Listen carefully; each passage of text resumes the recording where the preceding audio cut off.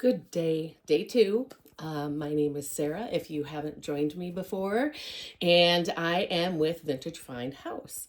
I have an Etsy store, and I view my job as going out to flea markets, vintage markets, thrift stores, estate sales, online auctions to find unique and curate vintage items that you can bring into your home to create a unique and curated look to your environment. So let's start out today. So I'm going to be listing all of these items as soon as I post this video, but today's a little more focused on art. And so to begin, what I would like to start with is, let's see here, it is called Utagawa Kunisida woodblock print, the Radiant Prince of Genji. And it's not authenticated, but it appears to be real. I'm not an expert, so take it for what it's worth. And it's Kunisada Tokiyama. It's 1786 to 1864 AD is the person who made it. There's a poem, and it's tied on bamboo on the evening of July 7th called the Tanamabata Festival. This is an incredible piece. I got this at an estate sale, and if you have an Asian decor theme or if you want to include Asian decor in your items, this piece is so special. I included a bunch of information and a little bit more background on this piece on Etsy so you can see it. It is professionally framed in a gold frame. There is one little area right here. I did put some rub and buff on it, a little chip in the frame, but I think it doesn't detract. I think it just adds to the character and the value of the piece. So this is the first item. Again, it's a suspected Utagawa Kunisada woodblock print. Say that 5 times fast. All right, next up, we have an original signed watercolor painting.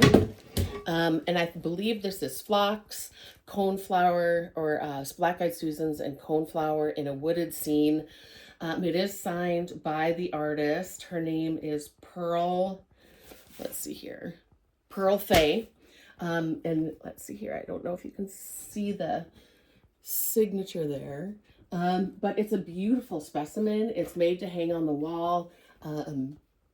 Great spring decor. This would make a nice Valentine's gift even for your house, or if you want to bring a little bit of floral motif and color into a room.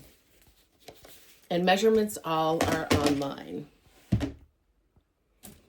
Next up, some Mexican folk art. I recently visited Las Cruces for a friend of mine's 50th birthday, and we, of course, had to go thrifting, but picked this up in a charitable thrift store, and it is signed by Marina, 2004. It is calla lilies. It is signed, I believe the frame is handmade, and it does have a place to hang it on the back, and I believe this is called pressed metal calla lily wall art. It's fairly typical folk art for the region in Mexico that it is from. And there's a little rope here and some wood to kind of give it a more earthy, rustic feel. Great if you have Southwest decor, Mexican decor, or want to incorporate a little bit of that into your home. I got this at a consignment shop. I bought it for myself, and I just haven't been able to find a place to put it. It's a vintage wall mirror. It is signed by the artist right here. It's handmade studio art. Hi there.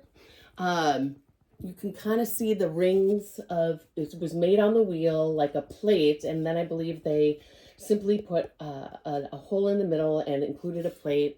It has a great place to hang it, a lot of key detail, very well made, very even.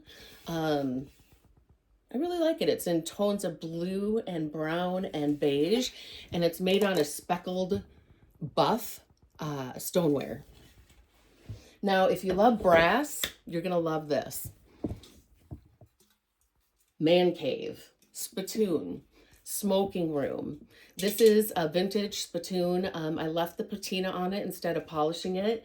Very clean, vintage, no dents that I can see, no big scratches. It has the natural vintage patina. And this is very affordable if you're looking for something for your man cave, for a bar, for a smoking room, or for a planter. Now, the holidays are over, but I have a set of 5, that's right, 5 brass candle holders, and I'm going to show you one up close. These 5 candle holders are solid brass made in India. They have a filigree on the base and throughout the candle, and then the top has a nice wide piece. I again left the patina on these. They are vintage. They probably come from the 1990s, early 2000s, based upon my research and what I was able to find. They're all the same height. Later in the week, you will see some others that are multiple heights if you like to kind of mix it up a little bit, some pairs, some groupings, etc. But this would make a spectacular mantle decor. You can group them together or line them out. You can see pictures on Etsy how you can do that. I do have a picture with candles in it too, so you can kind of see what that looks like. Again, there's 5 of these that are available. Great for entertaining. You could even line them up down the middle of a table with candles and it would look spectacular. And then the last thing I have to show you, oh, there's 2 more things I want to show you today. The first of which is a little bench. It has a tapestry cloth on it. It is wood turned legs, and you'll see the hinges there. It opens, and there's a little storage compartment for your remotes, for sewing items, items you want to hide from your dogs. I know I have to be able to do that. It's nice and padded, but it makes for a great footstool. Here's a little bit more close-up of the tapestry. It's sort of a floral green with hues of mauve and red and yellow. So there you go. Then this is kind of fun. I picked this up yesterday, actually. This is a vintage, probably late 90s, early 2000s. I have to do a little more research on it, and I'll update Etsy once I know. Suede Coach purse.